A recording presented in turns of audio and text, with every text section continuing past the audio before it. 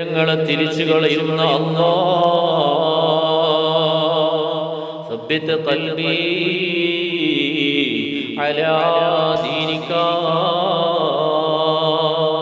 റബ്ബനാ ലാ തുസിഗ് ഖുലൂബനാ ബഅദ ഇദ് ഹദൈതനാ.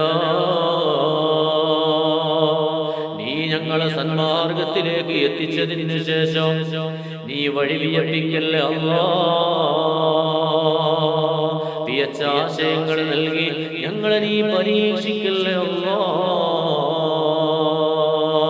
മഹാനായ ഗൗസുൽ ആസം മുഹിയുദ്ദീൻ അബ്ദുൽ ഖാദിർ ജീലാനി ഖദ്ദസല്ലാഹു സിർറഹുൽ അസീസ് മഹാനവറുകൾ ശിക്ഷകണങ്ങളിലേക്ക് കാസെടുത്ത് കൊണ്ടിരിക്കുന്നതായ സമയത്ത് ഒരാൾ അങ്ങോട്ട് പറഞ്ഞു, ഉസ്താദ്,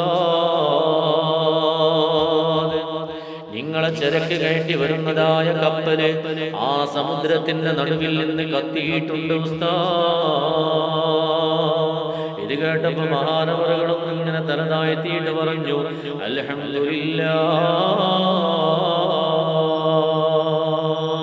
കുറച്ച് സമയം കഴിഞ്ഞപ്പോ ക്ലാസ് ഇങ്ങനെ തുടർന്നുകൊണ്ടിരിക്കുകയാണ്. കുറച്ച് സമയം കഴിഞ്ഞപ്പോ ആദ്യം വന്നതായ ആള് അദ്ദേഹം രണ്ടാമതും വന്നിട്ട് മഹാനവറുകളോട് പറഞ്ഞു, ഉസ്താദേ, ഞാൻ അന്വേഷിച്ചു നോക്കി, അത് നിങ്ങളുടെ കപ്പലല്ല കത്തിയിട്ടുള്ളത്. ഞാൻ അന്വേഷിച്ചപ്പോ അത് മറ്റൊരു വ്യക്തിയുടെ കപ്പലാണ് കത്തിയിട്ടുള്ളത്.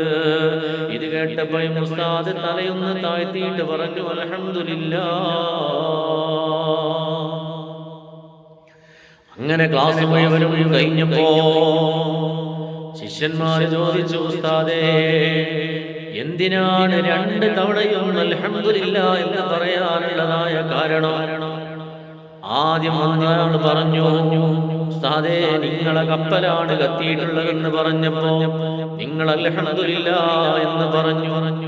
രണ്ടാമത് വന്നു, അത് നിങ്ങളുടെ കപ്പലല്ല മറ്റൊരു വ്യക്തിയുടെ കപ്പലാണ് കത്തിയിട്ടുള്ളത് എന്ന് പറഞ്ഞപ്പോ അപ്പോഴും ഉസ്താദേ നിങ്ങൾ അൽഹംദുലില്ലാഹ് എന്ന് പറഞ്ഞു. എന്തിനാണ് ഉസ്താദേ നിങ്ങൾ രണ്ട് കാര്യം കേട്ടപ്പോഴും അൽഹംദുലില്ലാഹ് എന്ന് പറയാനുള്ളതായ കാരണം എന്താ? മഹാനവറുകൾ വിശദീകരിച്ചു കൊടുക്കുകയാണ്.